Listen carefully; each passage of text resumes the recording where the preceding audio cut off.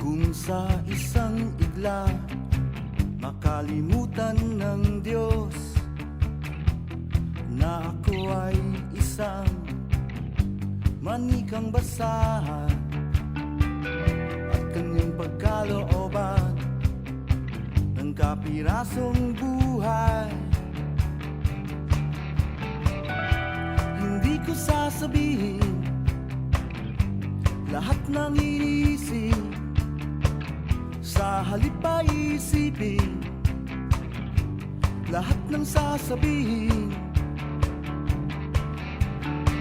Itatangi ko ang bawat bagay-bagay, hindi dahil lamang sa kahalagahan nito, kundi sa kung ano ang kahulugang totoo.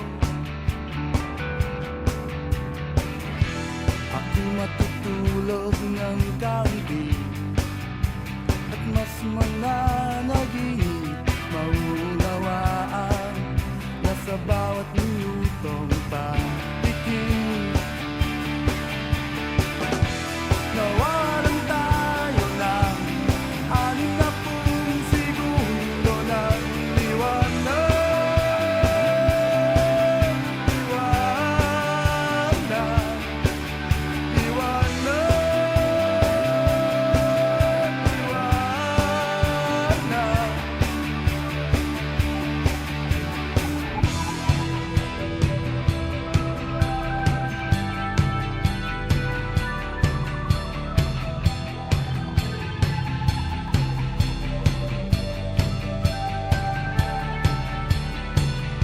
Maglalakad ako kung ang iba ay ayaw humakbang, mananatiling gising kung ang iba ay maidli.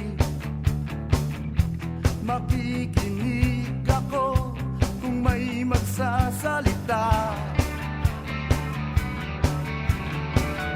Kung ako ay may puso, isusulat ko ang buot sa yelo at maghihintay sa pagsikat ng araw. Ang aking luha ang didilig sa rosas, sa kaniyang tinig dadamihin ko ang tiro at ang pulang halik ng kanyang talulo. Ipababati sa lahat ng minamahal, na minamahal ko sila lahat. Mabubuhay ako ng nagmamahal sa pag-ibig, pag-ibig.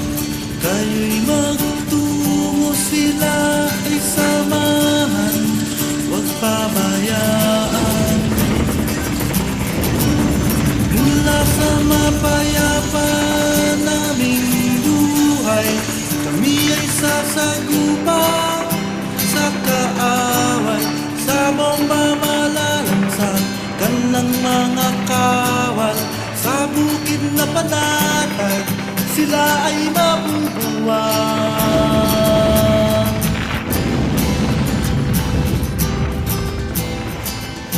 Panginoon, Ama namin, tingin ngayon ang panalangin, tagumpay sa digmaan ito, alay sa iyo.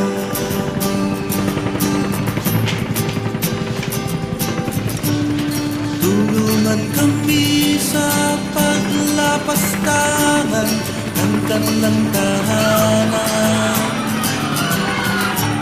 sa pang-aapi at di malilimutan, takot at kalagiman.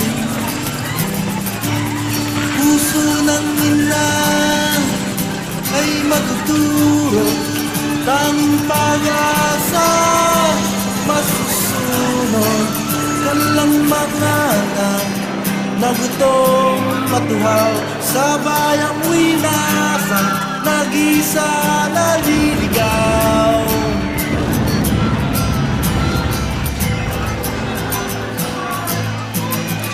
Panginoon, Ama namin, tingin ngayon ang panalangin, tagumpay sa digmaan ito, alay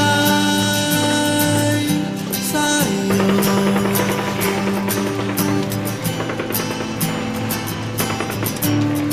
Naway malunod ang putok ng baril ng kanilang pagyaw, naway sumunod at hindi na tumigil ang alingaw ng sugatan nilang tumatangis. Higit sa langit ang sakit at hinapis, gagalit sa iyo na mapatid ang hininga. Ipagkakait mo ito, sila ay